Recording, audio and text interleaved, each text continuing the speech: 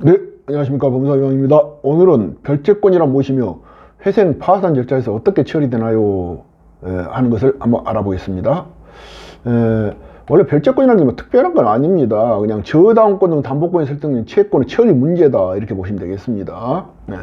먼저 개념으로 한번 보면은 담보물권이죠. 저당권, 유치권, 질권, 전세권 등이 설정된 재산이 회생 파산 재산에 속하는 경우에 그 목적 재산에 관해 다른 채권자보다 우선 변제받을 수 있는 권리를 말한다, 이렇게 되겠습니다.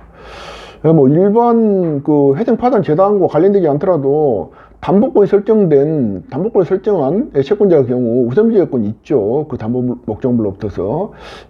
그래서 담보권이 설정된 회생 파산 재단에 관한 처리 문제다, 이렇게 보시면 되겠습니다. 별채권이 인정되는 담보권, 유치권, 질권, 저당권, 전세권, 가등기 담보권, 양도 담보권 모두 해당됩니다. 판례에 의하면은 어음의 양도 담보권자는 별채권을 가진다 하는 판례 입장이 있습니다. 그 다음에 이제 이런 담보물권 빼고요, 임차권의 경우에도 이와 유사하게 처리됩니다. 그래서 주택임대차보호법, 상가건물 임대차보호상의 대항요건과 확정일자를 갖춘 경우, 또는 소액 임차인의 최우선 변제권의 경우에는 별채권부 채권으로 똑같이 취급합니다. 그래서 같은 방식으로 처리하게 되겠습니다.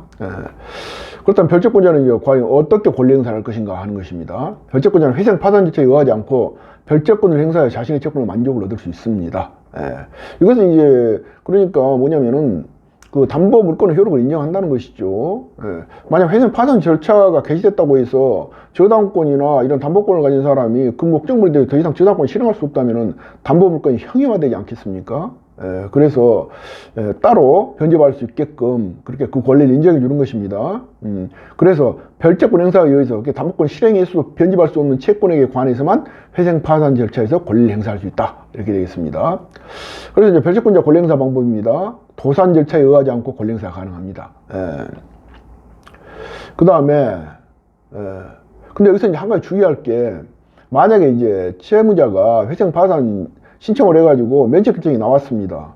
그러면 이제 채무자는 더 이상 이제 모든 채무에 대해서 변제할 책임이 없죠.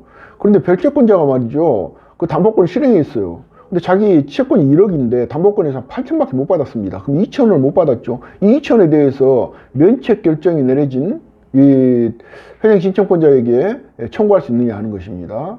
판례 입장입니다. 없습니다. 그래서 면책 결정이 내려진 경우에는 별채권자에게도 그 효력이 미치므로 담보권을 실행할 수 있을 뿐 채무자에게 종전 채권의 이행을 소구할 수는 없게 되겠습니다. 이제 기간상은 약간의 예외는 있습니다. 회생자의 경우에 개시결정인가와 인가결정일 그 사이까지는 별채권자의 경매는 중지 또는 금지됩니다. 이 기간은 담보권의 설정과 실행 모두 금지된다고 보시면 되고요. 그 다음에 이제 이런 별채권 신청서, 회생파산 신청서 상에서는 어떻게 처리되느냐 하는 것입니다. 먼저 별채권 행사로 변제가 예상되는 채권액을 어떻게 보냐면은 목적물의 한 70%를 본다, 이렇게 보시면 되겠습니다. 그래서 이제 변제 계획안 작성 시에 변제 대상에서 이건 제외되는 금액입니다. 왜? 그 목적물에 설정된 담보권을 실행해 가지고 자기가 변제받을 수 있는 금액이므로, 그래서 뭐 채권 최고효과 목적물 시가 70% 정도 적은 금액을 기재한다고 그러는데, 뭐 알기 쉽게 그냥 목적물 시가 70% 정도를 변제가 예상된 채권으로 보죠. 그럼 별채권 행사로 변제받을 수 없는 채권액은 그러니까 남은 30% 정도 되겠죠. 그래서 미확정 채권의 처리라 뭐 이런 이제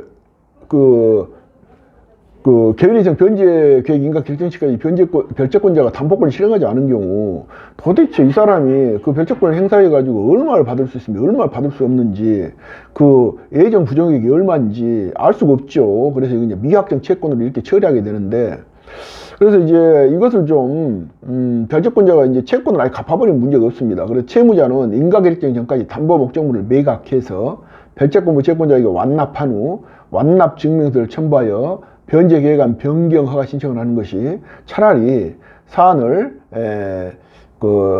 간략하게 처리하고 부담을 주는 방법이 될 것이다, 이렇게 말할 수 있겠습니다.